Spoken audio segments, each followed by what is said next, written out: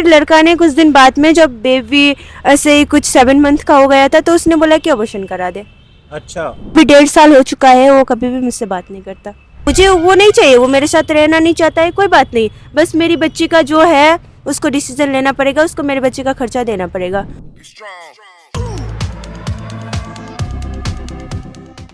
नमस्कार, माइका की सच्ची कहानियों में आज एक और कहानी। आप कहाँ से आए हैं, क्या आपका परिचय है वो बताइए। मैं वेस्ट बंगाल से हूँ, सिलीगुड़ी से हूँ। ऐसे बहुत सारी लड़कियां हैं जो कि रिलेशनशिप में आते हैं और फिर जिसका मम्मी पापा भी नहीं होती है, जिसका सपोर्ट में कोई नहीं होता है, तो लड़का उस चीज़ का फ़ायदा उठाता है, प्रेग्नेंट कर देता है, उसके बाद छोड़ देता है। लड़की तो क्या थी, लड़की उस पर बहुत ज़्यादा भरोसा करती है, ट्रस्ट करती है, पर लड़के इस बात का फ़ायदा उठाते हैं और उसको प्रेग्नेंट करके छोड़ देती है। ना लड़की घर की हुई है, ना ही उसके पास सपोर्ट करने वाला कोई रहा है, फिर उसके पास कोई ऑप्शन नहीं है सुसाइड करने के अलावा। फिर मेरे पास तो ऑप्शन थी, ये घटना तो मेरे साथ भी हुआ है, मेरे पास तो ऑप्शन थी कि मैं माइका स्वीट होम पे रहती हूँ, क्योंकि मुझे यहाँ का पता चला, मैं यहाँ पर आ गई और मुझे यहाँ पर बहुत अच्छे से रखा जाता है और मैं यहाँ पर बहुत अच्छे से हूँ। मुझे तो सपोर्ट करने वाला मिल गया, पर बहुत कोई ये सपोर्ट करने वाला अभी तक मिला नहीं है और बहुत कोई सुसाइड कर रहा है। तो जिस आश्रम पे मैं रहती हूँ, उस आश्रम पे भी उंगली उठाया जाता है। बहुत कोई गलत बोलता है कि नहीं, यहाँ पर गलत काम होता है, पर ऐसा कुछ भी नहीं होता है। अगर ये आश्रम ना होता तो आज शायद मैं भी ना होती और मेरा छोटा बच्चा भी ना होता।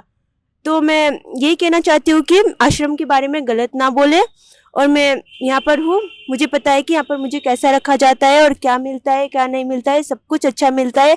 इवन जिसका घर नहीं होता है, जिसका कोई नहीं होता है, उसका भी यहाँ पर बहुत अच्छे से साथ दिया जाता है, सपोर्ट करा जाता है। जैसा कि अभी मेरे पास कोई नहीं है, मेरा मम्मी है, मम्मी आज है कल नहीं है, मेरे पास किसी का कोई छाया भी नहीं है, ऑप्शन भी नहीं है, पर आज मेरे सामने भैया खड़ा है और भैया मेरा पूरा सपोर्ट करते हैं। मैं यही कहना चाहती हूँ। बहुत अच्छा आपने बोला। कुछ जैसे आपने बताया कि आपका रिलेशनशिप था, तब आपकी एज कम थी, 18 से भी कम थी, और फिर आपके साथ क्या क्या बीती। आप पुलिस में गए, वहां आपको एंटरटेन नहीं किया, तो उन सब बातों को आप थोड़ा बताइए, और बाकी बहनों को उस चीजों पे भी क्या ध्यान देना चाहिए, इस तरह से आप पूरा डिस्क्राइब करिए। जिससे कि जब मैं प्रेग्नेंट थी, जब मेरा बच्चा 4 मंथ का था, फिर मैं एक थाने पे गई थी जो हमारा गांव से 5 में ही पड़ता है। तो मैं वहाँ पर सुबह से दिन भर, सुबह से शाम हो गया, फिर भी उन्होंने मेरा FIR नहीं लिखा। उन्होंने बोला कि गार्जियन चाहिए। तो फिर अब गार्जियन तो मेरे पास नहीं आ सकता और मैं इतना डरी हुई हूँ, मैंने इतना हिम्मत करके, इतना उम्मीद करके थाने पे गई, पर उन्होंने मेरा रिपोर्ट ही नहीं लिखा। फिर मुझे पकड़ लिया, फिर मेरा घर वालों को बुलाया गया, घर वालों तो नहीं आया, जो पास में पड़ोसी थी वो गया, मुझे लेके आए अपना घर पे। फिर मुझे उन्होंने खूब सुनाया, ये वो वगैरह वगैरह, गाँव से निकाल दिया गया, सपोर्ट करने वाला कोई नहीं था। फिर मैं जैसे तैसे अपना गुजारा तो कर लिया, पर मैं यही कहना चाहती हूँ कि बहुत सारी लड़कियाँ आज भी ऐसी है जिन्हें इस आश्रम के बारे में पता नहीं है, और वो लोग, बहुत सारी लड़कियाँ ऐसे सुसाइड कर लेती है अपनी फैमिली की डर पे, या अगल बगल क्या बोले, पड़ोसी क्या बोले, बहुत ताने मिलती है, पर वो लोग सुसाइड कर लेते हैं। ये ना करे, बस खुद पे हौसला रखे और सही टाइम का इंतजार करे, ऊपर वाला सब कुछ ठीक कर देता है। टाइम लगता है पर ठीक कर देता है। जैसा कि मेरे पास जीने का कोई उम्मीद नहीं था, मैं इतना छोटी थी, मुझे कुछ पता नहीं था। मेरे पास एक छोटा सा बच्चा, मैं क्या करूँ, खाने का नहीं था, मैं भटक रही थी, ना ही हाथ में पैसा था, कुछ भी नहीं, किसी को तो तरस भी नहीं आ रहा था मेरे ऊपर। पर देखो, भगवान ने मुझे इतना अच्छा जगह दिला दिया, टाइम लगा पर मुझे मिल गया। तो मैं यही कहना चाहती हूँ। जब आप रिलेशन में थे, तब आपके सास या उनके लड़के के भाई या उसकी वाइफ, इन सबको पता था इस बारे में कि आप रिलेशन में हो? क्या जब आप गए उनसे आपने अप्रोच करी, तो क्या उन्होंने सपोर्ट करा या नहीं करा आपको? लड़की का मम्मी को, मतलब लड़के का मम्मी को तो पता था, पर उन्होंने, लड़का ने बताया कि मैंने पूरा फैमिली को बताया है। जब उसने बोला पूरा फैमिली को बताया है, फिर लड़का ने कुछ दिन बाद में, जब बेबी ऐसे ही कुछ 7 मंथ का हो गया था, तो उसने बोला कि अबॉर्शन करा दे।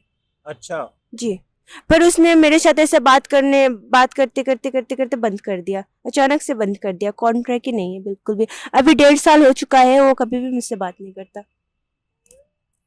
अभी ये जैसे कि सिलीगुड़ी से आई हैं, हमारी एनजीओ में इन्होंने अपनी एक बात को रखा है, पूरा काउंसलिंग करते करते पूरी बात निकल के आई है। कोई बहुत सी बहनें तो अपनी असली प्रॉब्लम को स्टार्टिंग में बताती भी नहीं है। तो अब इन्होंने बोला है, इनके परिवार ने इसको बोला है वापस आने के लिए। आने के बाद पुलिस की कार्रवाई की जाएगी। और शायद आपको पता नहीं है, जो मेरे भाई सुन रहे हैं वो ये ध्यान रखें, पॉस्को कानून एक बहुत बड़ा कानून होता है, उस कानून के अंदर उलझने से बहुत बचें। पॉस्को में अगर कंप्लेंट, पहली बात कोई थाना मना नहीं कर सकता, उसे इमीडिएट लेनी पड़ती है और उसकी तहकीकात भी एसी लेवल को करनी पड़ जाती है इमीडिएट। और पॉस्को में जिसके नाम होंगे उनको सीधा जेल जाती है, 3 साल बाद तो उनके केस को सुना जाता है। तो कोई भी गलती ना करें।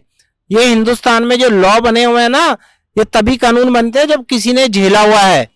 दुरुपयोग करने वाले बेशक करते होंगे, पर ये बच्ची, इसके साथ सही में गलत हुआ है, इसको इंसाफ मिलना चाहिए।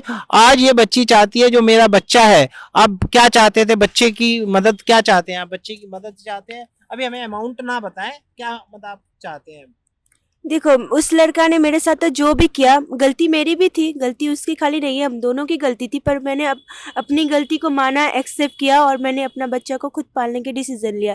इसका मतलब तो ये नहीं कि मैं उसे ऐसे ही जाने दे दूं, उसकी भी तो गलती है, उसने भी तो गलती किया है, तो उसको तो उसका सजा मिलना चाहिए ना।